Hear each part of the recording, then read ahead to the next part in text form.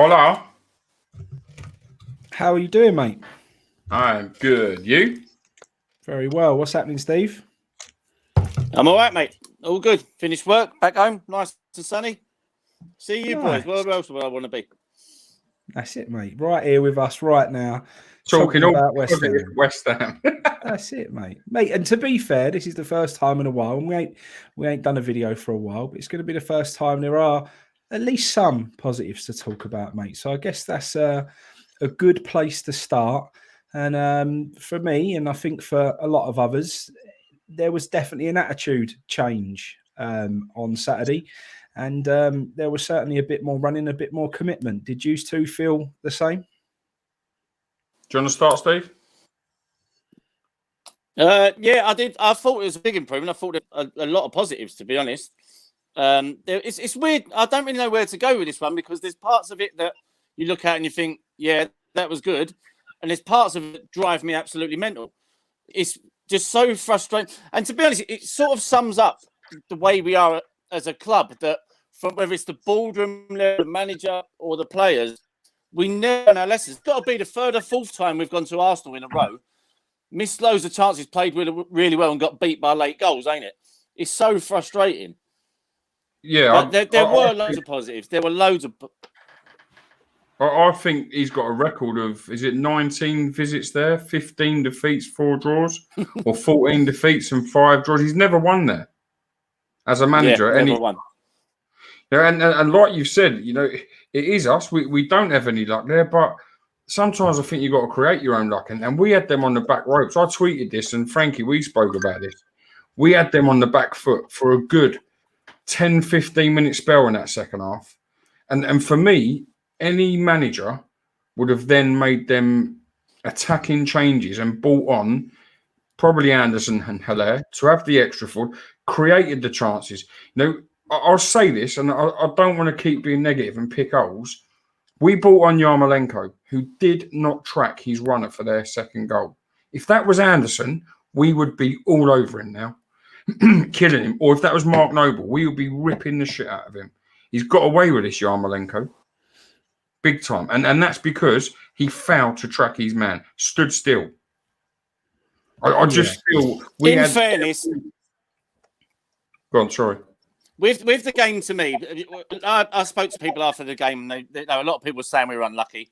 Some people were saying, like, oh, we should have had a penalty, other things. But to me, ultimately, it's two fundamental things that lost us the game. I don't put it down to bad luck. I think if you go to a place like Arsenal, and if you look at our last 3 games against big sides away, like Liverpool, United last season, and Arsenal, we've actually played well in all them games, and we've done well. But in them games, you've got to be switched on at the back 100% of the time. Arsenal showed 2 bits of like quality, and we were fan wanting both times. The Lacazette goal, we must have had 6 or 7 players in our own area. He's got 5 metres either side of him to nut that in. There's no one near him, and that cost you. And as much as it might seem harsh, because he played well, we scored the goal and all that, it's also Antonio's got to put one of them chances away.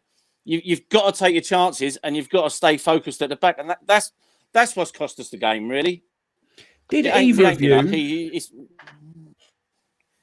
of you feel, because obviously we had that real purple patch, didn't we? We had that, and a lot of people were screaming for a sub, and we'll come on to that in a second because we ran a poll this morning, because I saw a lot of people suggesting it weren't really Moyes' fault. Moyes didn't really carry any of the blame and so on. So we'll go into that in a second, and we'll have a look at the poll results. But did any of you feel like when we had that purple patch, and I know, you know, they were trying to come at us, we was getting the ball off them every time. We was pressing them high. We was getting the ball, which that's the positive. It was good that we were actually doing that for a change. And I was really happy with that and really impressed with it. And every time they tried to come out, we'd steal the ball off them and we'd go at them again. Yeah, we hit the crossbar. Other than that moment when we hit the crossbar, did either of you feel confident enough, or did you feel like the goal was coming? You know, when it's against you at times, you can sit there and go, they're going to score in a minute. Did either of you actually feel like that goal was coming? No, not for me. I think you're bang on there. And I think that's because the way we played. I'm going to say it, and I've said this for a long time, you know that. I think with what we've got, the way we should be playing is 3-5-2 or 5-3-2, whatever you call it. I think the system or the formation worked. I do think that. I think Frederick showed big positives. I thought Masuaku as left wing back was a positive. I'm still not convinced of Cresswell as one of the back three. I don't think he done bad, but I'm not convinced as him as one of the back three, purely because he doesn't have the height, and you still need 3 big centre halves. So I would probably personally have Balbuena instead as it stands right now. But like you just said, the fact we didn't have that extra man in front of goal worried me and didn't convince me that we could get that winner. If that was the other way around, if that was Arsenal on us for 10, 15 minutes, you know they're going to score sooner or later. And that's why I do hold Moyes responsible. He must have seen what we all see. He must have known we had them on the back foot, up against the ropes. Put them under more pressure. No, they changed to try and stop us from what we was doing and getting more attacking. It worked for them. We carried on. I understand his philosophy at times that it's working, why change it? But a good manager would have changed it for a positive. You might not have needed Rice and Soucek at that point. Mate, I'm not saying either of them should have come off, but maybe that extra attacking person, that extra forward, that might have been needed. And then you go 2-1 up, and I don't think we would have lost that game. So maybe, if I'm honest now, saying that, Rice or Soucek wouldn't have been the ones to have bought off. But I'm just using them as an example. Who, I don't know. I think Bowen got a bit lost, if I'm honest with you. But we've said it before, and with him as manager for a full season, we will be relegated. I strongly believe it. For reasons like we see Saturday. He's out of date. It's not his fault. He's out of date. What do you think, I Steve? agree. I think he was coming late, I did. I'd like to have seen Haller come on, and I've really got a big problem with what he's done to Haller and Anderson at the weekend. To be honest, after we all spoke last week about what we expected them to do if they played against Charlton, they delivered, and then to bring him on with 2 minutes left was just stupid. There is an argument to say it was going well, and why change it? There is an argument to say that, but you look at Arteta, and let's be honest, Arsenal are better than us, and they're not great, but when they were under the cosh, he made a change with a look, not just of stopping us beating them. He made a change to win them the game, to try to win them the game. And we spoke a few times at the beginning, just after the lockdown last season. I think the Wolves manager did it to us. Mourinho did it to us in the first 2 games when we come back. Both games, they both made substitutions to change, and they attacked us, and it worked against us. And like Baz just said, this man won't do it. And then the problem I had afterwards when he made the subs, too late. Well, he didn't bring them on both together. He made 2 separate substitutions, one after the other. What was that all about? That just drove me mad. One of the things I just thought that was crazy, and it just was really frustrating. There was a lot of positives, but at the end of the day, you still end up with nothing. We can talk about it in the bar, but you don't get. Actually, we'd be top of the league now if you got points for it in the bar. Won't we? Hit it twice last week, and we're doing all right with that. You just can't get it lower. Just touching on the comment there from Hughes 7070, he's right. If I'm honest, I didn't see the first half. I got caught in traffic on the way back from watching Brockenhurst, who won on penalties in the FA Vars. Just get that in, Frankie. I know you love the Badgers. But I see the goal yesterday. I hadn't seen it before. And one of the pundits was talking about Rice and how he looking around and he let Lacazette get away. And you're right, he was to fault. I think every goal you'd ever see, there'd be faults. I was using Yarmolenko as an example because of how we've been with someone like Anderson. That's why I say he would have been hounded. But yeah, you are right. Declan Rice was at fault for their first goal. But as I say, my example of Yarmolenko was because of how we treat other players. Yeah, it was an interesting one for me. The Rice performance, again, what we seem to have this problem when our players get called up for England and then they have a not so good a run of games for us. Antonio did it when he got called up, and it's I don't know what happens there, mate. They go away, they come back, and they don't look quite as on it as they did before. So I don't know what's happened there. He has let Lacazette go there, which was a bit of a shame for me because he's had a look over his shoulder twice and seen him going through and just sort of left him. And he shouldn't be doing that. Normally, he'd be breaking nuts to get back there and cover that, and he didn't. So a little bit disappointing there. But, you know, I think the big point is, and it's been said only by a couple of people really, but there are some people who I think are on the money with it, is that see that game now, everyone's thinking, I'll take the positives, kick on to the next game with that. All that does when you have a good game and you get beat, mate, it starts to really knock your confidence. And when you have those good games, you've got to get something. If you come away with nothing, in the end, it beats them up, mate. And in the end, it's so demoralising.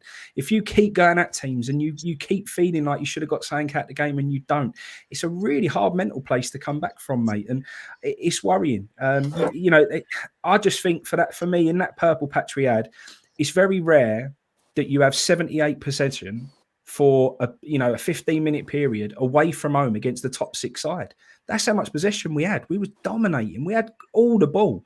And for me, it just didn't look like a goal was coming. I never was confident. And I just would have loved to have seen Anderson come on, Haller come on, and just go at them, mate. And, you know, that's we'll touch upon it now. So we put out the poll this morning because quite a few people were commenting saying, you know, they don't think Moyes was to blame. And I didn't put it in a blamey way, actually. The question was Moyes right to stay as we were until so late in the game, or should he have tried to kill the game off when we were on top? And at the moment, 429 votes, 90% of people are saying that he should have gone for it. And that's it, mate. At the end of the day, you've still come away with nothing. I know there's the arguments of respect the point. A point away from home in the Premier League is always a good point. But we didn't come away with a point. I think that's the thing. The only other thing that some people have said is, you know, should he have brought on a defender maybe and shore it up? But how could you ever do that when you are so dominant and you've got 9? We were so on top possession, on top, mate. They were there for the taking, and you know you don't. It's very rare that you're going to get that opportunity again to be that on top in a game all square with 15 minutes to go and have the opportunity to go, do you know what, let's go and take this by the horns and go and try and get 3 points here. So it's a shame, mate. And in the end, where are we? We're 2 games in with no points, and it's a problem. Yeah. So the worry, missed opportunity, ain't it, mate? Because like you say, they were there. They were there to be beat, and they were terrible. Let's be honest.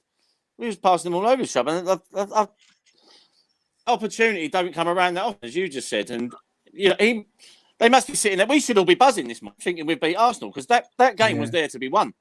And that's the thing, mate. And with the games that we've got coming up, I still don't believe that the Wolves and Leicester should be looked at like they're unbelievable, unbeatable top 6 side. I still think those 2 games you should go in full of confidence. I know Wolves, they're good sides. Get it. And that's what I'm saying. Leicester and Wolves, I don't think we should be writing ourselves off, and I don't think we should be putting them on this pedestal like they're established top 6 sides, because they're not.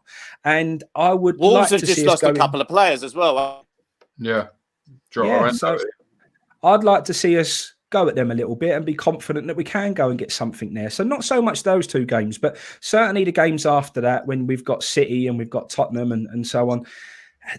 Those games there, I'm not sure how confident I am that we're going to be 1-1 or all square, 0-0, whatever it may be, with 20 minutes to go, having 78 possession and having that opportunity to go and win the game. And if you don't take your opportunity when it's there, that can really come back to bite us. The thing is, we're so early on in the season, mate, we shouldn't really be talking like this, because you shouldn't be concerned about dropping a points this early on. But we just know that with the season we had last year, if you fall too far behind, it's a lot of work to catch it back up. And I don't want to slip away. The thing is, as well, playing well and having positives don't get you any points. It's all I don't want to have 38 games of playing well with no points and losing them all. That's no good at all. And the worry for me, can we repeat the performance? I ain't sure. But if it is Wolves and Leicester, and I know, if we're playing Leicester and they're on top of us, like we was Arsenal, with just Vardy up top, after 5-6 minutes of Roger seeing that, he'll introduce someone like Iniacho to get someone else up top with him for the chances. This is where we fail, and I just don't think I don't think them sides like Wolves and Leicester will fear playing West Ham. I don't believe they're established top 6 sides either, but they won't fear playing West Ham. Everybody knows what West Ham's way is. is to try and keep the numbers down and maybe score on a counter-attack like we did against Arsenal. When we played football for that 10, 15 minutes, had possession, we had every chance of winning. But to win the matches, I honestly believe we need more than one forward. More than Fornals out on the left wing, who is lost, completely lost. And I'm not saying he had a bad game, but he's not effective enough. You're not going to get the best out of him out there. If you really want to win and you really want to put the pressure on, and not just saying your interviews after, we done all right today, do it properly. Do it where you actually go for it. If we had gone for it, if we had brought on Haller and Anderson and we still didn't score and they scored on the counter, we'd all be sat in now saying we had a go. But I don't believe we had a good enough go. I think we let an opportunity slip big time. Yeah, no. Yeah, sitting here regretting it instead. Yeah, exactly that. And that's my point. Yeah, sitting regretting it. Yeah. And like you say, it don't come around that often. So Liam's just put on there. I see his tweet earlier that he wants to sign 3 or 4, but that what do you call it? That he understands it's financially tough at the moment and we ain't got the money. I've seen Crystal Palace have offered 19 million today for Brewster. Yeah, plenty of other people throwing money around. It's just disgusting, mate. It's continuous. And it all, I say all the time, it falls back to him. I have a little bit of sympathy for Moyes. I don't think he has enough. But I will criticise him for when I think he's done wrong. And I think he done wrong the weekend in not giving us the opportunity to win the game. But that's our big point, mate. And a lot of people have turned around and said, Moyes hasn't been given the opportunity. And a lot of people actually turned around. When I said if I was Haller and Anderson after that performance in the Cup and feeling like they deserved, maybe not to be starters, to be honest, I would have started at least one of them, but maybe not to be starters, but certainly they've done enough to warrant a good half-hour run at Arsenal with the game was the way it was going. I just think that everyone was saying, look, they didn't do enough last year. They didn't show enough commitment. They didn't show enough running. They didn't show this. They didn't show that. So why would you have any faith in them? And it's clear that Moyes doesn't have any faith in either of them. The thing is, I felt the same. And I've held my hands. I've turned around and said Anderson should never have played for the club again. I felt he was far too lazy. I felt he looked like he really didn't want to play for West Ham United. And if you don't want to play from West Ham United, then go. Not interested. However, the second half the other night, he showed that he is still interested and he put in a really good performance. And off the back of that, mate, I feel like he warranted an opportunity in the Premier League to turn around and say, well, carry on now you left off the other night. Go and show me that you deserve to start the next game. Mm-hmm. Because Fornals, while that system was so much better than what we've been seeing, the wing backs, we've all been screaming for it, saying that would suit us better, mate. It suited us perfectly. I think we've been struggling down the left for how long? And I don't think we look that vulnerable there this time. I actually think Masuaku, because he hasn't got to be as defensive, looked a different player. I can't stand Masuaku, but he looked a different player there. I can't knock the performance that he gave. Same with Fredericks. And Cresswell.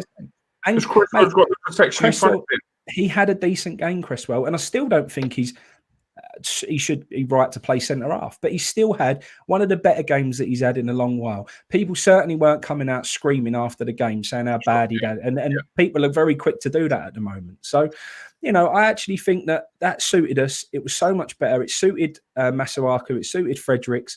We looked a bit sure at the back, which was a positive. Diop had a better game. He hadn't had a game like that for a while. Diop had a much, much better game. And then you've got Rice and Surchek. He did do well, Diop, I thought. He done all right. The only thing that we lacked was a bit of dynamic, a bit of pace, a bit of threat coming from the wings, especially on the left. And that's because Fornals ain't a left winger. And, at the end of the day, I could, as much as I like Fornals, he's a trier. And that's why you'd always pick him over Anderson, because he does give everything. The fact is, mate, he's ineffective as a left winger. And you might as well not have anyone out there, mate, because he don't achieve anything from out there. So for me, Anderson should have got the opportunity to have an half-hour run at him, and then because let's be fair, Fornals weren't doing much from there anyway, and then see if Anderson could try and squeeze himself into the starting lineup next week. But when you bring him on with 2 minutes to go, what's the point? Go on, Steve. My concern with what he's done to them at the weekend is last week they've played against Charlton. I didn't see the Charlton game, to be honest. I only saw the highlights. But I saw Anderson at the end when Lanzini held the ball up. He'd run from miles away on the end of that ball. He didn't need to.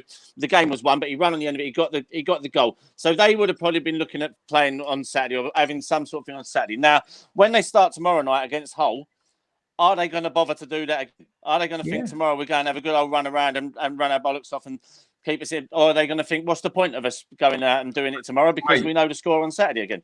And that's what I think.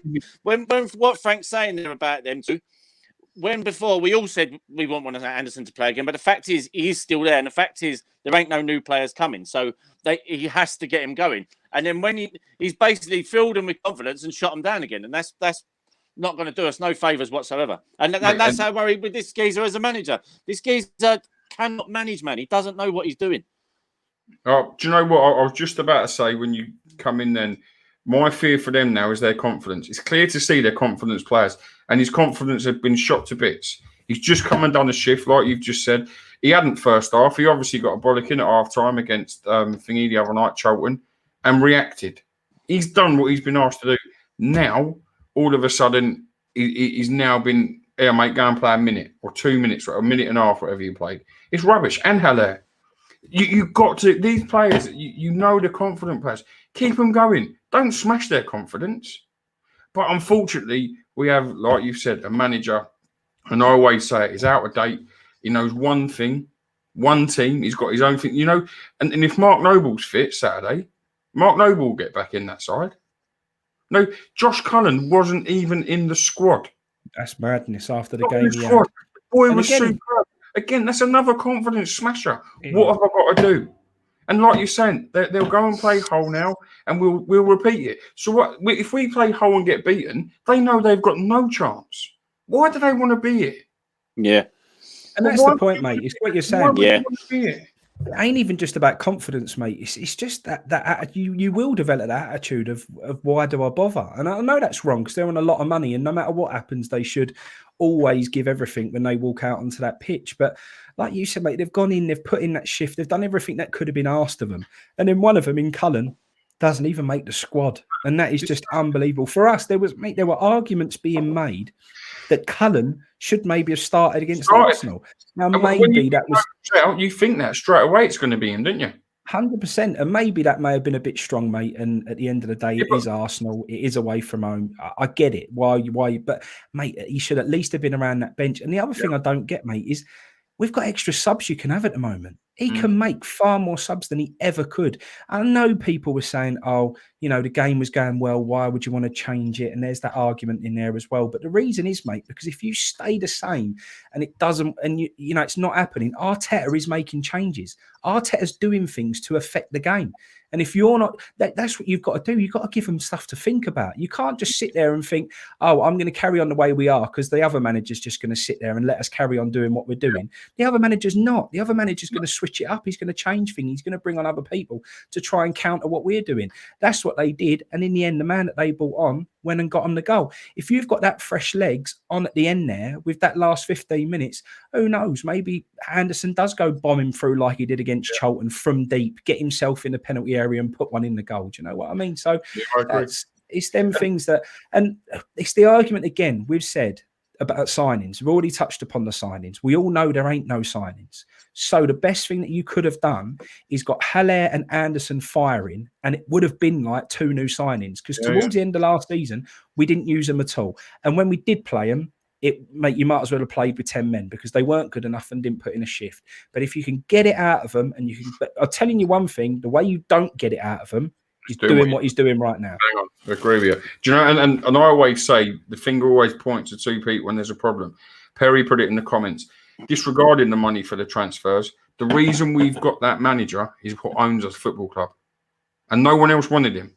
So again, it's their fault. Again, everything falls back to them. No, so he's not blameless. I don't put all the blame onto him, but I will definitely criticise him where I personally think he's done wrong. I've said for ages, I don't think he's the right man to take West Ham forward. I don't think he can manage now. You know, I don't think he can manage a football team. I certainly don't think he can manage after what he's done to Cullen, Anderson and Haller from the midweek performance. I just it's wrong. Like, it's just really, really weird for me. Someone put it in the comments earlier, mate, and I have to agree. Maybe Moyes has lost confidence in Haller and Anderson, and that's why he's not playing them. But like someone just said, maybe they've lost confidence in him as a manager. And it works both ways. There has to be a mutual thing for each other. You have to both be on the same page.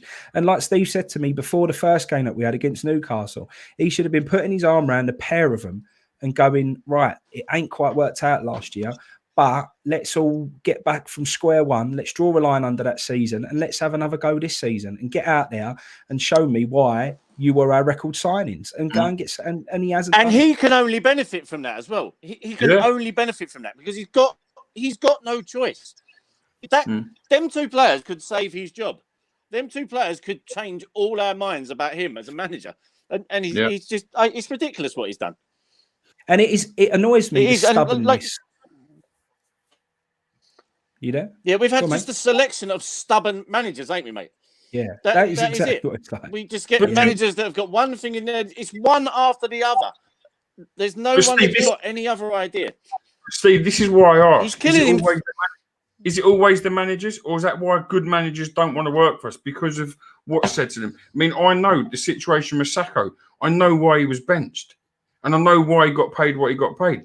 I don't know anything else of any other managers, but are there other situations like that? Does he have that much influence, Sullivan, on the manager and his team selections? Now, our players, they have to play because of their contracts, whatever. I don't know. Well, we saw the leaked email from the William Carvalho transfer, sort of when he put in an inquiry about him and he broke down the deal, and he says in there there was an amount of money to be owed after a certain amount of games, and he tries to justify it by saying he's going to be our record signing, so he will make those games. You know that he would have done everything in his power to not allow that player to play those games, so he don't have to pay that bit of dough. Yeah, that's why he does the deals that he does like that, because it gets him out of a few million quid.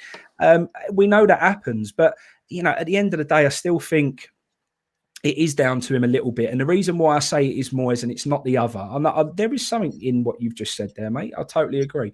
But the reason is we've been screaming for that back five for I can't tell you how long. We've all been saying we're better suited to that.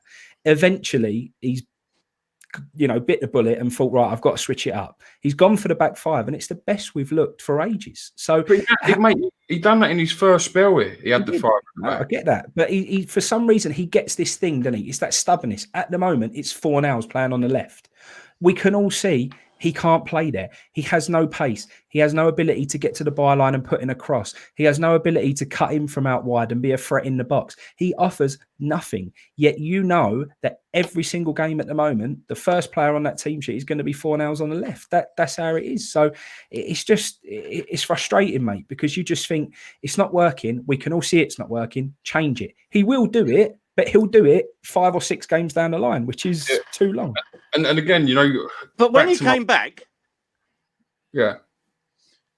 when he first came back, he wouldn't play him at all. When we were screaming to play him all the time, he kept picking lands, didn't he? He does things a really weird way. And even this system, this system won't last long because we'll get hammered again soon and he'll change it back again. I agree. I don't think we'll probably play it. It just goes backwards and forwards. Mate, it's weird. It's very strange. But back to the point with him, with the owners, with the manager, and from Moyes, we've heard from Julian Dix when they signed Arnautovic, Haksabanovic come in, who no one knew about. That was a chairman's signing. Who knows? What did he have to play a certain amount of games? What's the crack with Fornals and Lanzini? They have to play a certain amount of games for their contracts, and that's why it happens. I don't trust nothing above a manager. That's the problem now, and that's why I question everything. It's hard. It is really hard. And for him, like you said, Steve, he could win the fans over, possibly, and save his own job. But is he allowed to? How much freedom has he got? Kent put in here earlier about, and I've said it for ages, about Eddie Howe. Eddie Howe wouldn't have any interest in West Ham because I know at Bournemouth he had the run of the whole club. He made sure the under 7s, 8s, 9s, 10s, 11s, blah, blah, blah, up to the first team, all played the same way. So they was ready to step in when needed at the top. And they knew how to play the way, they knew how to play their system. Mate, we ain't got that now. Our manager probably don't even get to sit and write his own team sheet every week. You can have 6 and I'll have 5. I don't know, and I just have no trust, none whatsoever. And I keep reading day in, day out about them being skint and not having any money to make transfers. If you care like you tell everyone you care, and you've made mistakes like Jim White says they have, give that little bit of interest money back you took out of West Ham. Take it another time. Give us 17 million quid or whatever it is you've had each year. Give it back. Go and help the team if you really care. If you don't care, what you care about just that, mate, is it? They're we can all sit and say, let's just say, like, we don't call them thieves, we don't call them frauds, and they have genuinely done everything in the best interest of West Ham, and it's gone really wrong. They're still telling us that the club is skint. So that is you're still the wrong people for the club, innit? And if you did care, you would say, you know what, we can't do this. Someone else have a go, wouldn't you? Even if they are genuine, honest people, and we all know they're not. But even if that is the case, they should go no matter what. We're the only club that hasn't got a penny to sign a player. Yeah. And they've come out, mate, and they've said we've had 88% season ticket renewals. Well, they can't no longer say that they're short of that money, because that money they've just confirmed is in the club now. So where's that money gone? Yeah, but mate, the only thing they ain't released with that is how many of that 88%, if that's real, is only the 30% that's paid. Understood. However, that's my problem. That's my problem. Why do they always put out information like that? Why don't they actually break it down and be transparent with how things are? Because if you did, you can start understanding this. Like I've said before, mate, they used to pacify us with certain things, and that would have been one of their moments. Normally, they would have come out and gone, well, yeah, we've had 88% season ticket renewals, but a certain amount of it's this, and that's why we're short on cash flow now, and blah, blah. And that's what they would have done to try and calm the fans. They don't even bother no more. They just go 88%, job done. They have gone past pacifying. I think they put that out to wind us up, Frank.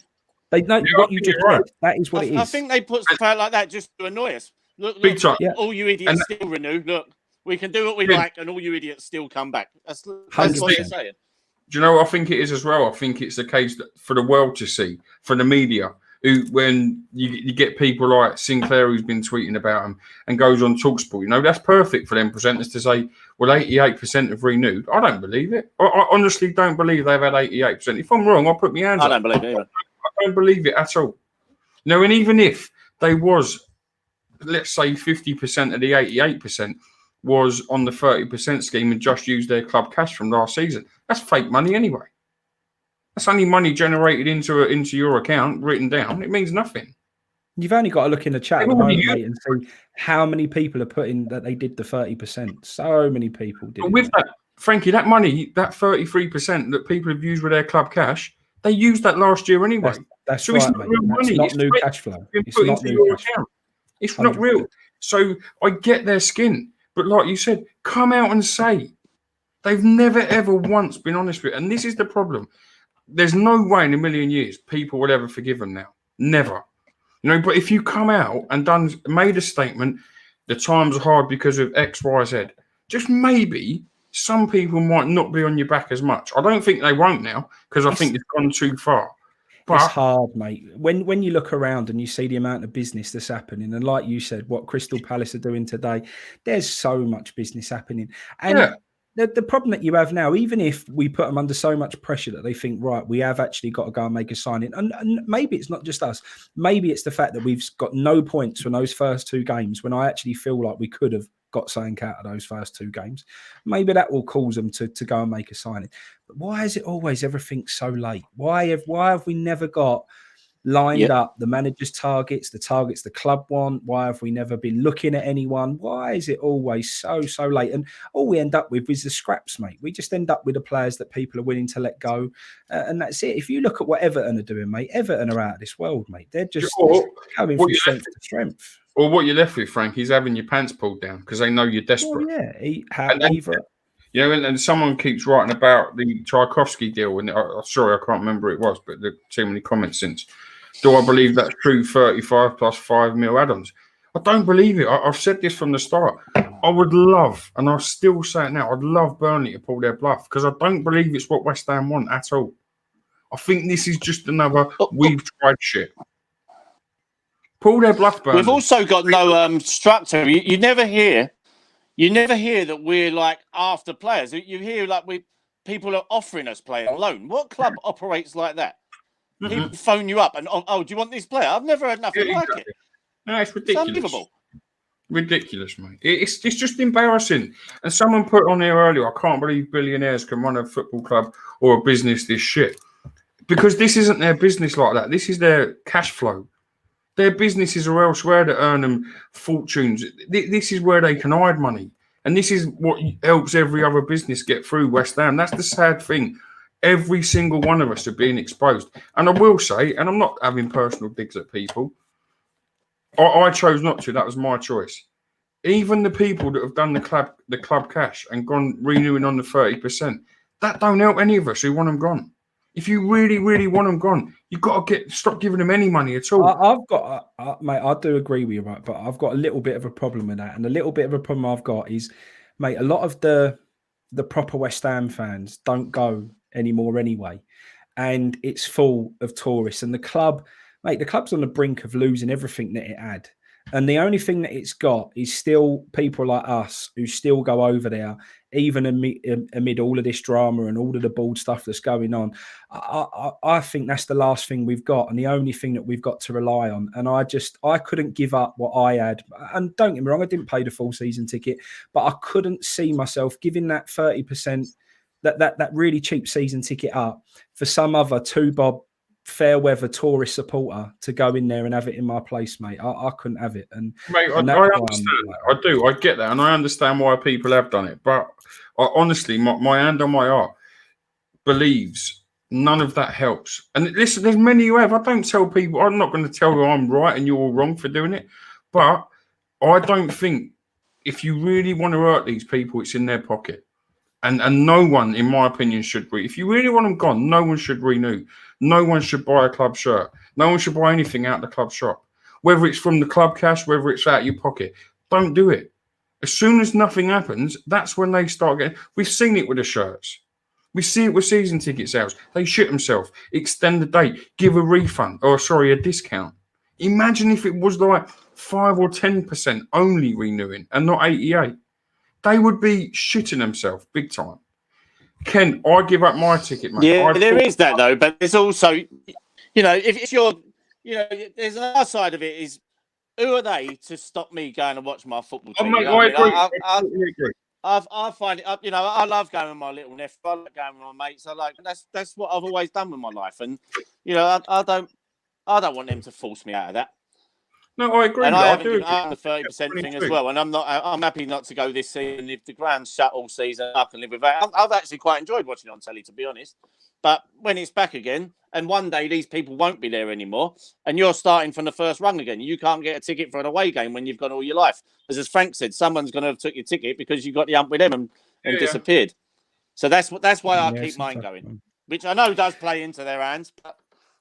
That's just the way it is for me. It's a catch-22, mate. I'm gutted. I ain't renewed. I really am. My niece loves going. Obviously, my tickets was with her, but I just can't. I personally can't do it. I'm so anti them. I couldn't do it myself. But that doesn't make me right and everyone else wrong. I'm probably wrong. I'm the one losing out. I'm a number. Someone will take my seat, 100%. And good luck to them. And I hope they go and support the team as everyone else does who's in that ground. But I cannot personally put my money into their scam any longer. That's just my opinion. And again, I don't believe the 88% anyway. And again, it's fake money, so they ain't generating nothing. I'm holding on, and I get what you're saying, not putting your money into their pocket. I'm just holding on that I'm giving my little bit so that the club still exists enough that we can reclaim it again one day, mate. And that's where I am. Anyway, Frankie, just quickly before you come off that, if it went bad for them and no one was there. Well, not no one, but very few or very little. Do you not think you'd ever get it back after? Surely to God you will. We know there is not 50,000. I've got to be honest. I've seen those. I went to, not last season before, Southampton away, when we lost 3-2 and Charlie Austin scored the penalty in the last minute, whatever season that was. Mate, I went with you, didn't I? You went with me, mate. That was the moodiest, muggiest away game that I've ever been to. And I just thought the support was so poor. And there's mate, there's just the type of fans that are sort of starting to get in to be able to control a lot of the away points and all that sort of stuff, mate. It ain't for me. And I'm just glad that people like Steve have renewed to protect his points. So Steve's going to still be there when I go to my next away game. Because if Steve gives that up and then some of those fair weather supporters start getting in there and start going, mate, your away day experience will be absolute gone to pot, mate. It would be awful because it weren't that good then, but there was still a little bit of the proper West Ham who's still going, everything else. And yeah, for me, that's just why, mate. I'm glad some people are clinging on to it. But anyway, we all do our own thing, mate, and that's good. And that's not a problem. And I think we're all doing it in our own way. And I think everyone's got to respect that. But we all know what we really want, and we all know what has to happen. And we sort of started to see that there was all these little rumours and everything else. They've gone very quiet at the moment, mate. So not saying that we was... Is it this week or next week that it's meant to be? Well, it's a week down. So next week it's all supposed to be signed, more news and agreed and everything else. So we'll see if they manage to get a huge takeover, a massive football club agreed within a week. It'll be interesting to see. Moving on to tomorrow, mate, and quite an interesting one for me because now we are in the position we're in with the games we've got coming up. We all know we want a cup run. We all know we'd love to have a bit of a big day out and everything else. At the moment, you're not going to get that big day out anyway.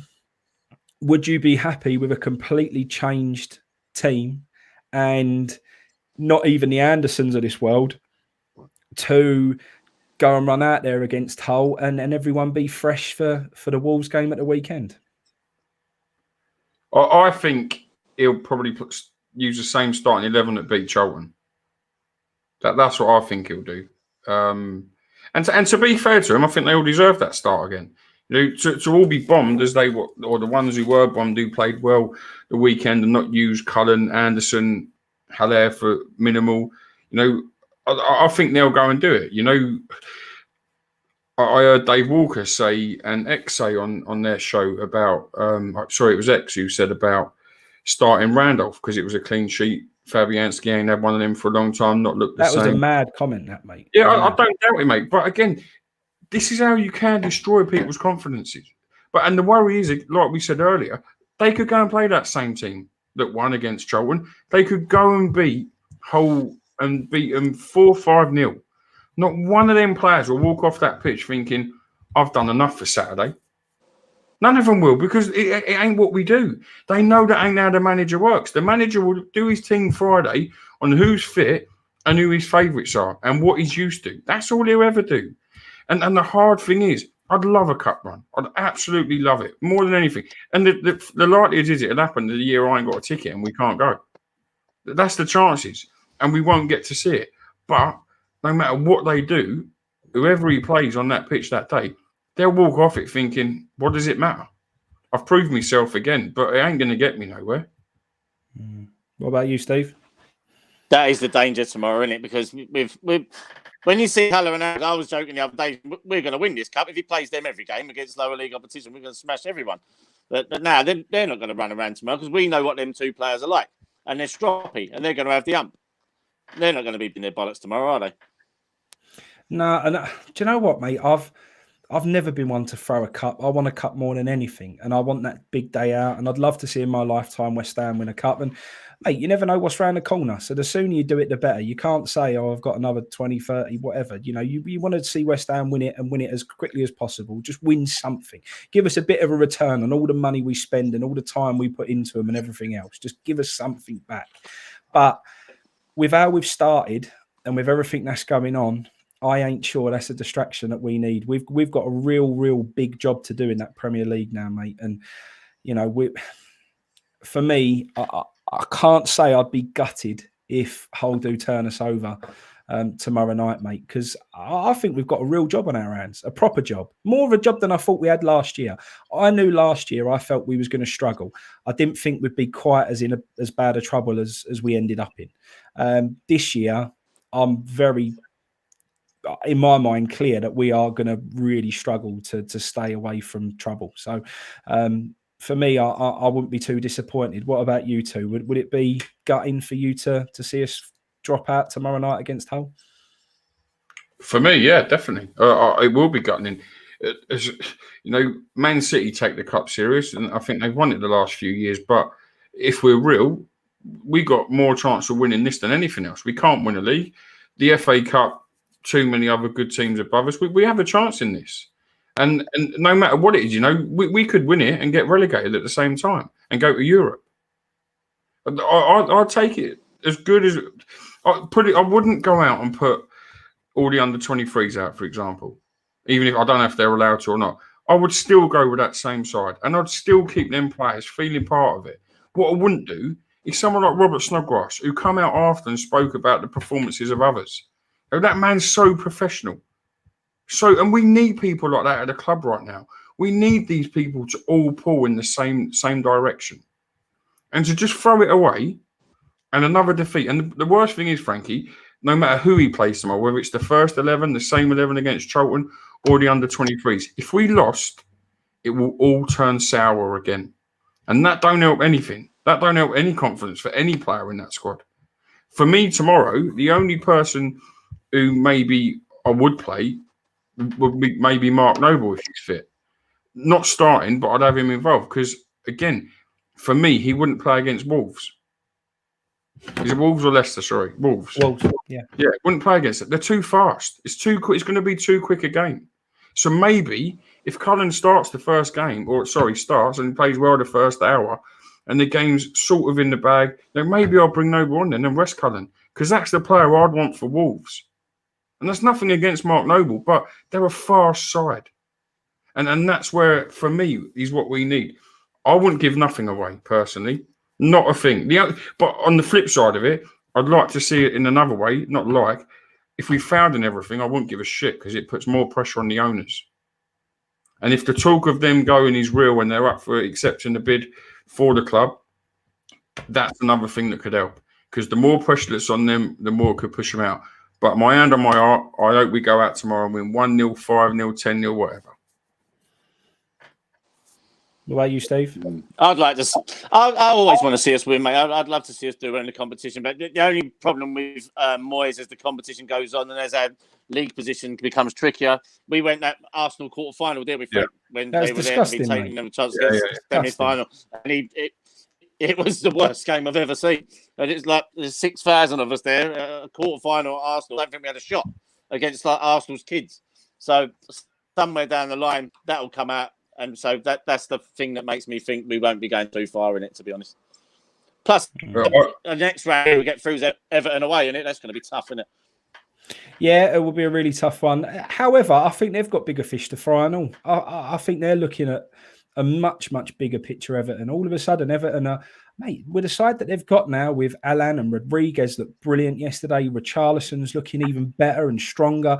Mate, I think their ambition is top six. I wouldn't be surprised if they go and do it, mate. I really wouldn't. I think they've got everything in their locker to end up pushing themselves into the top six this year. I really do. And what they got a good manager. The manager changes everything for him, doesn't he? And that's it. Great manager, but also the investment. The players that come in, Rodriguez looked like a different kettle on Saturday. He looked out of this world. And then that Allen in the midfield. And the only thing that I will say, mate, is that Allen, I've rated him for a long time. I think he's a superb central defensive midfielder, Allen. And Dean Garner skipped past him like he was a conference player, mate. He absolutely roasted him. And I sat there watching that and I was like, that is everything you want to watch. Everything you want to watch. I've just brought the stats up, Steve. How did you feel watching that game when sorry, Baz. How did you feel watching that game when Dean Garner ran the length of the pitch and pinged that one in? I know, mate. It was painful. Really, really painful. I've just brought the stats up of that night, Steve. That brilliant night at the Emirates. We had one shot off target. Yeah. Kent's right. No team wanted to win that cup quarter final. That is both teams did everything they could to lose that game. To lose. And we was better at doing it than they were. Probably the first time we've been better at Joe Hart dropped the ball, didn't he? He did, yeah. He did indeed. I'm just looking outside. It weren't a real bad side of ours that night, though, for what we had. But then again, we left Arnautovic on the bench. Still good enough, was it? No, obviously not. No. And then we lost to a Danny Welbeck goal. Madness. Yeah, Dean Garner, you know, and with that, you know, what have we missed? What could we have had? But, you know, and then because he was our best winger, and that's why we've sold him, we've heard. No, not surprisingly. We've got 8. What's the matter with you, mate? We've got 8 left wingers. Yeah, but we sold our best one. This is what I don't understand. Why would you sell your best players? Wouldn't you get rid of the shit? Yeah, there's no value in them. No one wants the shit. That's why. There's no value in it, and they're all on stupid money. Yeah, no, that is exactly why. It's because no one wanted it, and we needed that bit of cash. It's frightening, really. I just think, mate, the trouble we must have been in financially to go and do what we've done is. I'd love to know exactly how bad it was, because it must have been really bad, mate. Really bad. Do you think it is bad, though? Do you generally believe it? It must be. It has to be. Believe it? Do you believe it, though? I can't see it. I don't think they've actually explained to us just how bad it was. We've seen how bad that they do every single thing around that football club. I would not be surprised if financially they'd made some really poor decisions over the last few years and got ourselves into a really bad place, mate. And it wouldn't surprise me at all. And I do believe it, because they ruin everything else. Why won't they ruin the financial side of the club? I don't think they'd ever have been prepared for, you know, COVID to come along, and for that. I don't think they're ever the sort of, they don't plan our football team. They don't plan the club. They don't plan improving training facilities. They don't plan any aspect of this football club whatsoever. So why would they have planned to have financial reserves within the football club in case bad times ever came around? They just would never have done it, mate. So I do believe it. No, I see. I think it's an excuse. I do, and because every other club, everyone's saying, how come every other club is fine? Well, a lot of other clubs are run a lot better than our one, mate. And at the end of the day, that is the biggest point. I wouldn't be surprised if they've made right big fuck ups financially within our football club, and that's why we're in the position that we're in. Yeah, but I think personally, I think it's a cover, and I think it's so they don't have to spend. So their money's that, because every other business that they use West Ham as the cash machine for. They've only taken, what you got to understand is they've only taken 17 million in all the time that they've been here as directors over the course of 10 years. So plus repayments. Yeah, but what I'm saying is that's interest. Interest, that's what they've taken out of the club. Yeah. So it's not like that isn't going to change the whole financial situation of West Ham United. It isn't.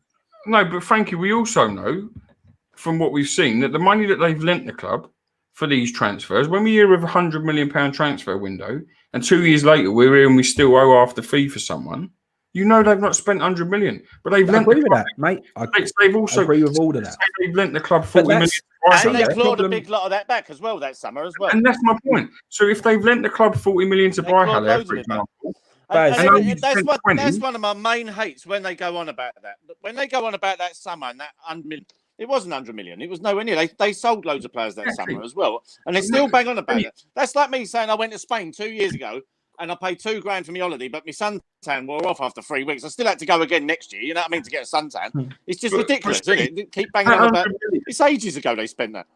But that 100 million as well. You've just explained. Baz, you've just explained exactly the reason why we are in financial trouble.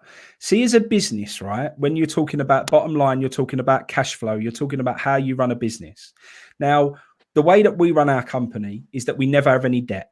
What we've got that comes in, we make sure that we get paid, and then we make our purchases and we cover our overheads, and that's it. We are never behind with payments to anyone or anything. If you're the type of business that borrows 1 month, to then borrow the next month, to then borrow the next month, to then it's robbing Peter to pay Paul. That is a terrible business model. And in the end, it catches up with you. And that's why businesses go out of business, because when they have a tough month or they lose a deal or they lose a contract or someone doesn't pay them money, that's how you get into financial situations. If they did what they was doing, like you've just said, defer the payments till 3 years' time. Then they do the next transfer, defer those payments for another whatever. You do the next deal. We'll put in some clauses in that one. All of a sudden, you have a bad year like we are at the moment, and all of that stuff catches up with you. You can end up in big, big trouble. What you've just said is the reason why they could be I'm not saying they are, mate. I'm not saying this, and I know the ins and outs of West Ham United Football Club. What I'm trying to say is, do I believe what they're saying? No. Do I believe they ain't got a pot to piss in? No, because I believe the TV money's coming. I believe they've still had some money from elsewhere. They haven't had to repay back the money from last year because there's 88% season ticket renewals. So there should be money. I'm not saying that. What I'm saying is I wouldn't be surprised if they'd fucked up the financial situation of West Ham United. I wouldn't be surprised at all. And I wouldn't be surprised if there wasn't a pot to piss in because of the decisions that they've made. I wouldn't be surprised one little bit. I agree with all that. But my point is, what they've taken, the 17 million in interest, isn't it all? Because I believe if that Haller deal, I'm using this as an example, was 40 million quid, and they've loaned West Ham 40 million quid, but only spent 20, they've had their 40 million back. Mate, I agree with all of that. 20. I agree with all that. We know they use West Ham as a cash injection for their other businesses. 100%. I agree with all of that. What I'm saying is, I don't believe the football club. I don't believe the football club skin. But what I'm saying is, I don't believe that they are balancing the books just to pay them their bit of money. I actually wouldn't be surprised if they were in a mess. See, I think they use it to support their other businesses, and that's the excuse as why it's not. And that's the point. What Hammer One's just said. Good business owners, if we're in the trouble that we're in, should now be putting their own money back into the club. And I'm actually quite surprised they haven't, because if they did, and this is a perfect excuse for them to give West Ham another massive loan on ridiculous interest rates. So I'm very surprised they haven't looked at that and gone, hang on a minute, we've got an opportunity here. Let's go and sign £50 million worth of players, give West Ham £50 million from us because West Ham haven't got it to spend, and then charge 7% repayment interest on that loan. I'm surprised they haven't done it, because that now none of us could argue it. We'd all have to just turn around and go, well, fair enough. At least you put your own bit of dough in. Do you think that's because they might be ready to walk away and that's why they're selling assets? I'd love to think that was the case, but who knows? I don't know, mate. We said before, and I honestly believe this. The way the players reacted after lockdown for the end of last season, they showed fight, and that fight was what kept West Ham in the Premier League.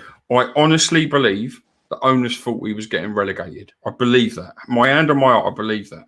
And I think, and I've said it before, it's why we bought the players we did. I think that's why we bought Darren Randolph, a championship goalkeeper. It's things like that.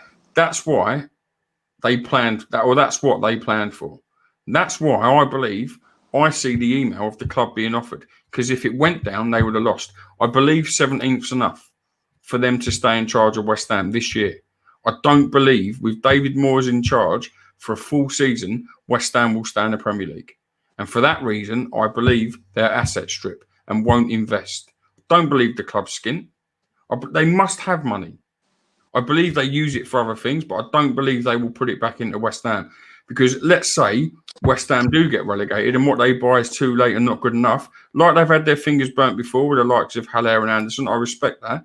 But if they do that and go and spend 80 million quid and we still go down, that's 80 million they've lost out the sale.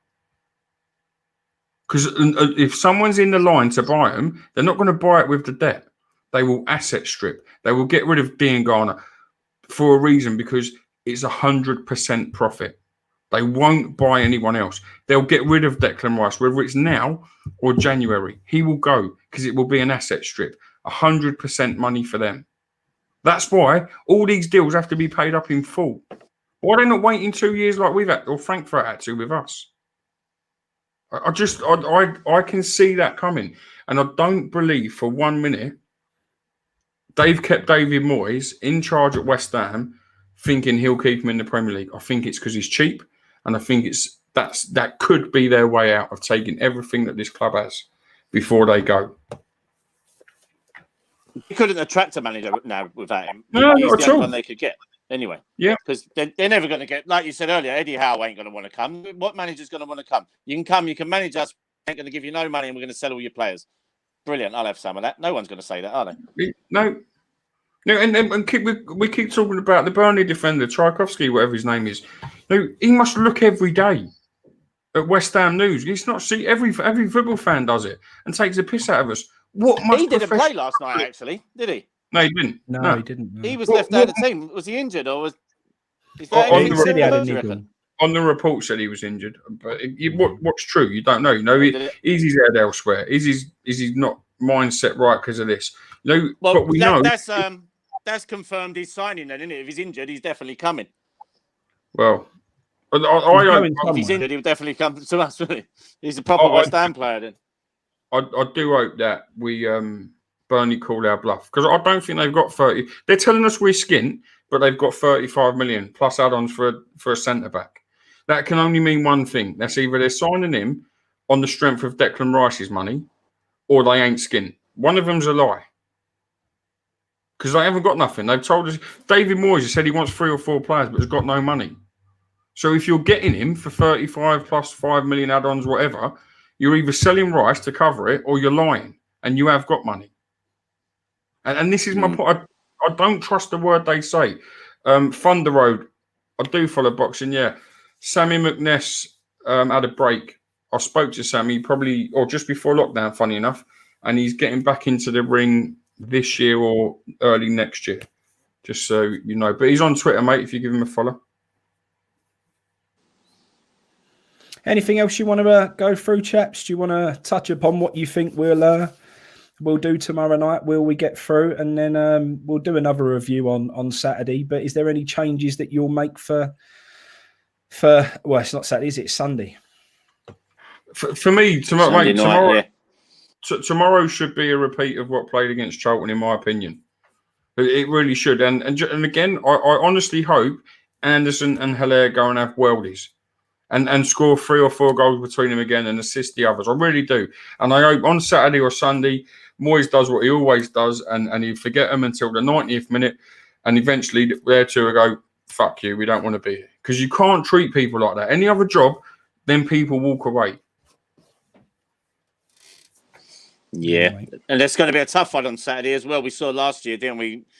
He stood off, and we want to see us having a go at him on, or Sunday rather. When the first after lockdown, when we played them, we rolled out the red carpet and let them do what they want, didn't we? And do you remember? Like we were saying earlier on, they got the upper hand against us that day. What did they do? Bought on Traore, put a cross in, scored a goal. That's it. And that's the difference in a modern manager and an out-of-date manager. We've still got an out-of-date manager. Yeah, mate. I've said it a little while ago, and I still think that. I wouldn't be surprised, and I said it before, and I'm still going to stick to it, if Eddie Howe hasn't already been lined up, mate. And I know a lot of people say he won't come. I think he will come. I think they've always wanted him. I think they're throwing Moyes under the bus. There's no way Moyes will be here after Christmas. Absolutely no way in a million years Moyes will be here after Christmas. I think the money will be stuck in the bin. I think Eddie Howe will take over in the new year, and I think they'll give him a few quid to go and spend in January, and I still believe that's what will happen. See, let's be fair. They might not be giving Moyes money because they might be saving it for, so he doesn't wait. We've had this conversation before. If you sell someone and they waste the money now, it won't come around. Maybe they're not confident in him. Maybe they will only give him until the Christmas time. I don't know when the next window is. If it's January. So why is it happening then? Because it's easy for Eddie them. Howe's sitting at home now doing nothing. But Steve, we missed everyone. Go and get him. But Steve, they would have had to pay Moyes off, which they would never have wanted to do. I think they felt Moyes after that end of last year. I think they felt he would have done enough in the beginning of this year to not have us in any sort of trouble. I think they would have thought he'll be hovering around sort of, mid to low table, like, maybe between 10th and 15th, they thought is where he'd be floating around. And I just think they thought, let's not give him any money, throw him under the bus. We can then blame it on David Moyes when it all goes tits up. We can say it's all Moyes' fault. It's easy for him. And then in the new year, they'll go and bring Howe in and do what they always do. I do agree. I think we should have just gone and done it anyway. But as much as they are thick-skinned and they're this and that, if they would have thrown him under the bus twice, that would have massively damaged their reputation, mate, because they can't have bought him in first time round, then cut him like they did, and then go and cut his throat again second time round. They couldn't have done that. Not as business people, not as in reputation, none of that. They couldn't have done that. But, Frankie, on the flip side... It's painful to watch, ain't it? It's painful watching it now because he's obviously... It's like a puppy get kicked. It's you're actually looking at the geezer... the geezer can't do it. You know he ain't going to do it. And they're not helping him at all. On the flip side of what you said, Frankie, where you think they've got plans for Eddie Howe and you think that'd be his replacement, but they couldn't because of Stanner. Why do you think they let him get Pearce back? Because Pearce was vocal about his. The reason they got Pearce back is because they set date, and this is my, again, total opinion. This isn't factual. There's no, reality to this. But I think they've turned around to David Moyes and said, look, we're selling Grady Diangana. But we want to, we don't want you to argue that point, but we're going to let Stuart Pearce come in and have your man that you wanted from when you first come back to this club. And that was the deal. I believe that was a deal that they had, because that was a massive change around. Pearce went from someone who could never come anywhere near the football club ever again to suddenly being hired as a coach and David Moyes' right-hand man. That was such a flip. And the only way that could have happened is if that was a way to shut David Moyes up with regards to the Diangana South. But I get you, I do. But do you think they would risk? I mean, you speak about their reputation. Stuart Pearce won't shine what he said before. And he certainly, I don't think he'd be shining it again. That's why I don't think Eddie Howe sat there waiting for him. You've only got to watch what they did to Sky the other night, and Sky live on telly giving an apology that, Stuart Pearce had a little bit of a say, but he didn't go into too much detail, mate. They've got such a control and such a legal team behind stopping anyone and gagging anyone from saying anything too negative about them. I don't think they're worried about that, mate. I just think and you know what? They probably had something in his contract that massively said that when he left they probably had a massive covenant in there saying he could not come out and say anything bad against the club or he would be liable for X, Y, and Z. They're not silly, mate. They're to put that straight in his contract. Yeah, no, I think you're right. I just don't think there's anything else lined up, because I don't believe they've got any ambition. And I see this asset stripping coming for a reason. That's my belief. I hope I'm right. I'm probably going to be wrong, but maybe I'm being a bit optimistic because it could be the back of them. Hammer One has just made a good point there. Where is Stuart Pearce? I ain't seen him on the bench. I've not either. I don't know. I don't know why he would have come back. I don't think David Sullivan would have allowed him back at West Ham with a risk of him coming out slagging them off again. Some people just won't keep their gob shut for long. I just don't think they'd risk themselves to be hung out like that personally. And I think they've brought him back, not for the Grady situation. I just think as a general for the whole transfer window. I can't get you the players you want. Go and get the coach you want. Go and get Stuart Pearce that you wanted before. Who we said, mate. I agree. Either or. But it doesn't. The be all and end all about David Moyes as a manager, without being rude to him, he's old school. It doesn't suit the Premier League. Now, I tweeted yesterday about Jose Mourinho. Here's another out-of-date manager at half-time. Spurs were dreadful that first half. He made a change at half-time, went on to win the game 5-2. And his change was going from 3 defensive midfielders to Lo Celso, I think it was, who come on for Ndembele, who played a role in 2 of the goals, I think, who put the balls through to Kane, because they had a bit of creativity, which allowed Højbjerg's game, who was shit first half, to improve. But I don't think, and I still don't think, and I'll say this, I don't think Jose Mourinho will get Tottenham to compete. I really don't. You're going to read your words when he goes and wins silverware with them, son. I promise you. I don't think he can win the league, mate. I don't think he can push them that far. He may win a Carling Cup. He may win that because their squad is good enough for that. They will. What, the league? No, they won't win the league. No. But they'll win something. They may win the Carling Cup or an FA Cup. Their squad's good enough for that. But he probably will win something there. Yeah, he's got more chance than any other manager they've had anyway. Yeah, I think, mate. I think they could go and win the Carling Cup. Their squad's good enough for that, and they'll probably take it serious enough. You know what I'm going to make you do, Baz? Go on. Well, I know we did the Sunderland Till I Die review. Yeah. I'm going to make you watch the Tottenham documentary, and then we can do a review, and we can come on and do you know what? I don't dislike the guy. I don't. I like his ways. I just don't think he's a top 6 or top 4 manager. Have a watch. I think he'd do a great job at West Ham and a club like West Ham. I do think that. I'd have had him in a heartbeat when the talk was in January, whenever it was last year. I just don't think he could. I don't think there's a reason why he didn't do it at Man United. Didn't get them to win the league. I don't think he's good enough. Spurs will probably win the Europa League, quite possibly. They're one of the best sides out of the top 6. I'm talking about the best teams. I don't think he can manage a best club anymore. His game's different. But in his prime, when he was at Chelsea, and I've said this before, when he had Robin, Duff and that, the best manager in the world by a long way. Yeah. I think football's changed. I think the press is a big eye game. And I think that, again, back to the game against Southampton Tottenham yesterday, with that, Southampton was superb the first half, went a bit defensive second. They played really well. First half, but then they played a real high press. And if you're going to play that, you've got to have a good defence. And I don't rate Southampton's defence at all. And they got caught out. Look at the 4 goals that Son scored. Apart from, well, not the first. Well, the first probably was the same. All from around the back. Every time, caught them out. Too high a line. They ain't that good. They're not Liverpool. Who have got Van Dijk. Saints used to have them. They probably do it with him. They're not a Man City who could probably play that. And you look at their keeper. Do you remember their keeper come out the first half? How he was like the sweeper. Nearly got caught. Well, I'll just if you play it, you've got. Why did we try and do that thing where you get 2 fullbacks lining up in the box as if you're going to pass it out short and you're going to knock it around everyone via Arsenal? The dinosaur wanted to become like a modern day cat, didn't he? He didn't want to be a dinosaur. I went to the pre-season friendly last year against Fulham. And I think Pellegrini must have still been there, I suppose. And yeah, they tried to do it in the first 10 minutes. They tried to do it twice at Craven Cottage. And after like 2 goes, Fabianski was just like, nah, I'm whacking this up the pitch again because none of our players can control the ball. None of them, man. They were useless. Mad. Shocking.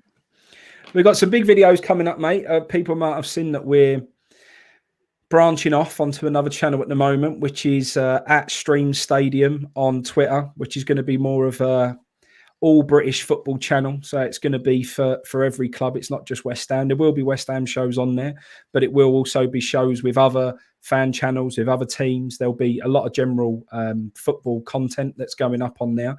So we'd appreciate everyone who goes over and follows at Stream Stadium on Twitter. The YouTube channel's all being set up now and will be live soon. And one of the first videos that we're going to have on there will be a look at football ownership and particularly bad ownership. And we're going to have a few different fans on there talking about, you know, how it's been for their club. We're going to have Charlton fans on there because obviously Charlton are going through really tough times at the moment. We're also going to have Newcastle on there as well, which will be really interesting to hear what they've got to say. And then we're also going to have a bit of contrast. We're going to have some good fans, clubs with good owners on there as well, which will be interesting.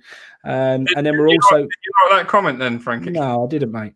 And then we're also going to look at supporters groups within football and how they should be set up to protect football clubs' history, identity, how they can basically stop bad ownership doing to clubs what's happened to us, which would be a really interesting point on there. So yeah, head over to at Stream Stadium and give us a follow over there. We'd very much appreciate it. Indeed. Just before we go, chaps, Jez Bish has just asked, what is a good owner in this day and age? What's all your opinions on that? Who's going first? Steve, yeah, I'll go. For me, a good owner is someone who tries to understand the fans, like Leicester's owners have. I think they try and give back to the fans. They've laid on coaches, they've laid on free stuff at halftime, they've laid on stuff for away games. Ownerships must be, and I don't necessarily mean the top owners, because a lot of top owners in football are too rich to be sitting in the football stadium every day of the week, even to go to some of the games. But they certainly should hire someone who's in control of that football club, who feeds back to them and is that bridge between the fans and the supporters, which is, mate, the fans are any football club, regardless of what level and who they are. The fans are a football club, and try and understand exactly what it is that they want. And then also just owners who try and be self-sufficient as a business, so they haven't got to keep ploughing in left, right and centre, and it can stand on its own 2 feet. I think that's really, really important.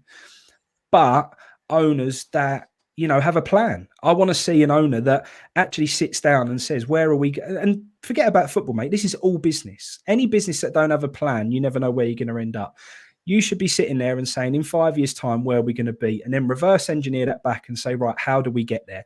Do we invest in the academy? Do we invest in youth? Do we start signing young players like Wolves are? They're signing half of the Portuguese under 21s and under 18s team because they think that is, good investments for the future of their football club. And then also, like we've seen before with scouting, actually have a plan. I think it was Southampton. Was it Southampton? When someone said they always have in line, if they sold any player within their squad, they know their first, second, third and fourth target who they'd want to replace it. That's good management of a football club. They know exactly if we sell that player tomorrow. So if we sold Declan Rice, we would know exactly who we want to bring in for him and go and sign him really quickly. If you look at the business Leicester have done, Leicester have sold some real big players for them. And every single time they've bought in a player for a fraction of the cost who ends up being a better player than the one they sold. What good business that is. That's how a football club should be run. Do you, as good as the Leicester owners have been, and the guy who passed away, God bless him, and his family, do you think if they hadn't won the Premier League that year, they'd still be respected as they have? Yeah, I think so. You do? Yeah. Because I look at a club like Saints, and I make you right with what you're saying. But a lot where I live down here, I see it all the time. Saints fans want their owners out and call for them to be sacked. That club have had some great managers. Yes, they've had a couple of bad managers too, but their recruitment's good, and they've lost some great players there. But their club setup is brilliant. Their training facilities, their stadium's a modern football ground. It's not the best, it's not what the Dell was. It's certainly not a London stadium like a converted athletics arena. It's built for football. It's good enough. I think Southampton have got good ownership.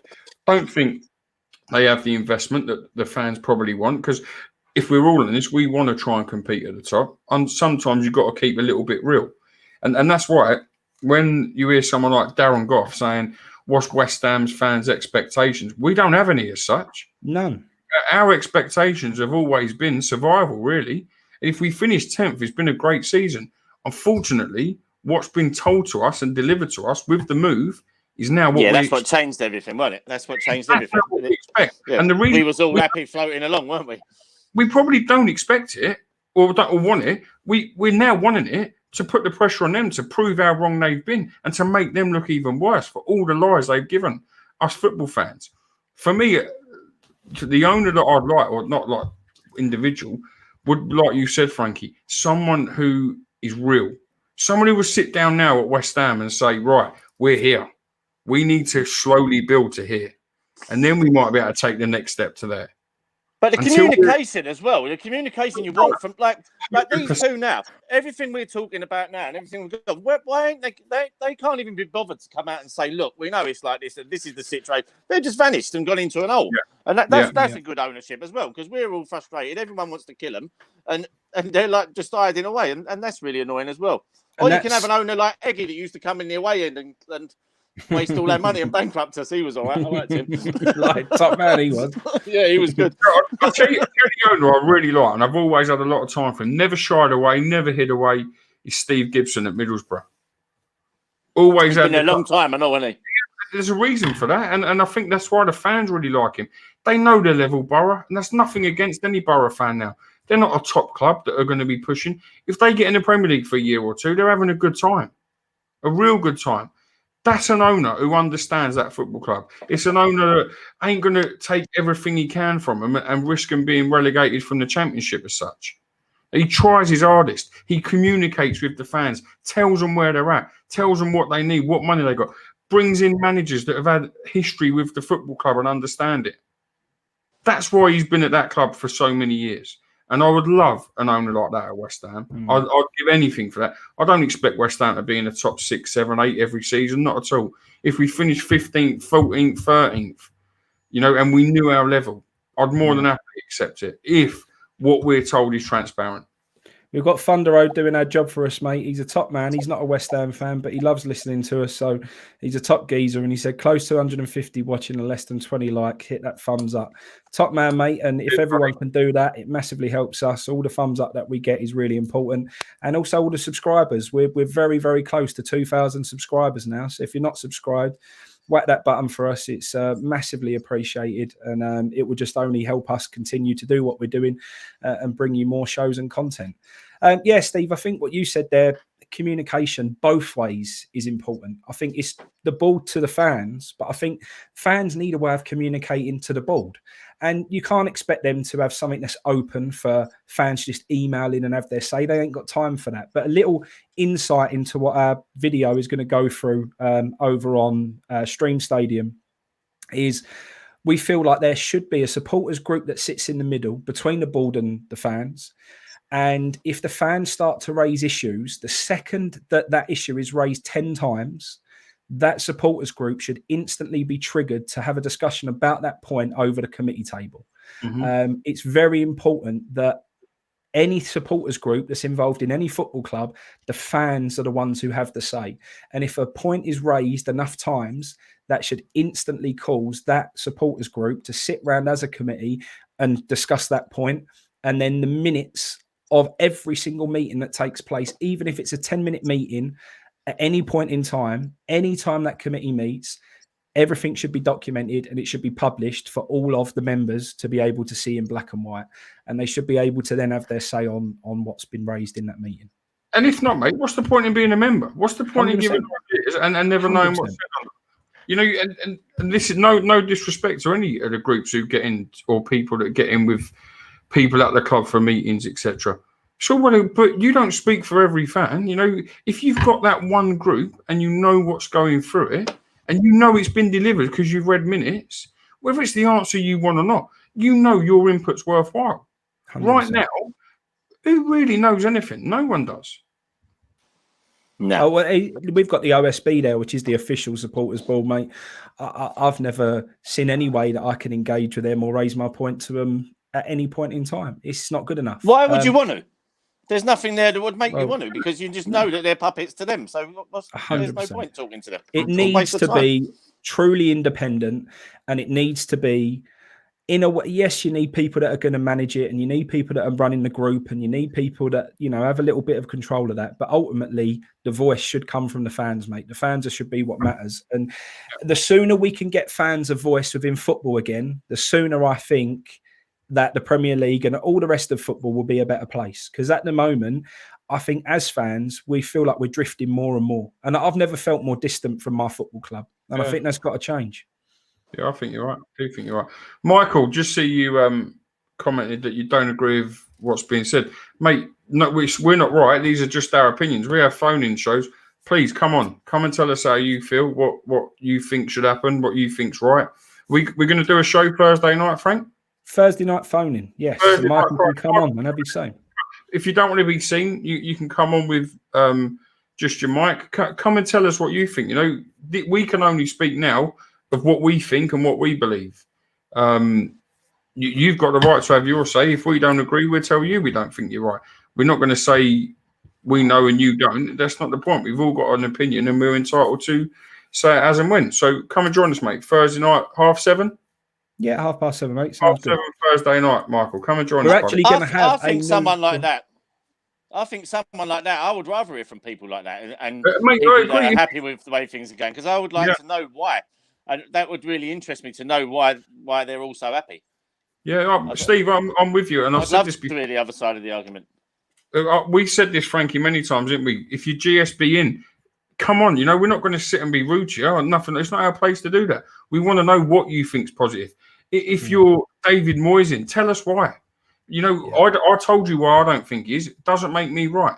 But the chance is it's there. If you want to come and talk to us, you're welcome. You know, it's not shut to people who don't agree with us or what we've got to say. You're welcome on at any time. Yeah, and we should have a new interface by then, mate. I've had a look over the last couple of days. We're actually going to be on Away Day Radio, which the app is now on the App Store. It's not on the Apple App Store yet, but it's on the Play Store. But you can also listen live on their website. Myself and Baz will be doing a morning football show on Away Day Radio. So the Away Day Radio is a proper football fans radio show. It's got loads of good old school music on there. You've got sets from house to Northern Soul to 90s to indie to Britpop and all that sort of stuff. Some brilliant shows on there. A lot of different football lads involved from all different football clubs. Great radio show. And on a Saturday morning, me and Baz will be doing a morning show on there, which will be really good. As part of that, I've got to buy a new interface. And as part of that interface, it's got a phone-in system. So you can actually just call up and dial in like it's on your phone. So if people are not brilliantly technical with coming on and having a camera and so on, hopefully by Thursday, mate, people will actually be able to dial in and just call in off their phones as well, which will be a new thing for us and will be good. Good. I like it. Yeah, Michael, come and tell us, mate. If you can Thursday, come on. We'd honestly, we'd love to hear it. We'd like to know why. And some good stuff coming up, Frankie, through here and the other channel very soon, eh? Yeah, absolutely. Thanks for joining us, Steve. Really appreciate it, mate. Sweet. Good luck with your new channel, boys. Thanks, mate. Are you around tomorrow, Steve, after the game to talk or during the game or not? No, I won't be tomorrow, mate. No worries. Tomorrow night. We'll try and catch up Wednesday then or something after the game. We'll be on tomorrow, Frank. Yeah, let's try and do a sort of preview of the Wolves game and a bit of a sort of match review from tomorrow night as well. We can either do that on Wednesday or Thursday morning. Perfect. I can't do Wednesday morning. I've got work. Let's do it tomorrow. Of course you have, mate. Yep. Okay then. I'd be up for that if you want to as well. Lovely. Yeah, there you go. Fill that in. Perfect. West Ham end interest in James Tarkowski. Hey. What a shock. Who's surprised? We tried though, gutted. Mate, we tried. I've said it and I've said it for weeks now. Before we go, I honestly wish to God Burnley and went, go on then. They would have shit themselves. They would have folded like a cheap tent because they wouldn't have known what to. We would have done what we done with Carvalho that time. It would have gone on for a few days, sorting them out. Oh, we run out of time for a medical. Fuck off. At least they had a new excuse this time. They couldn't use that one. We should get We Tried across the shirts.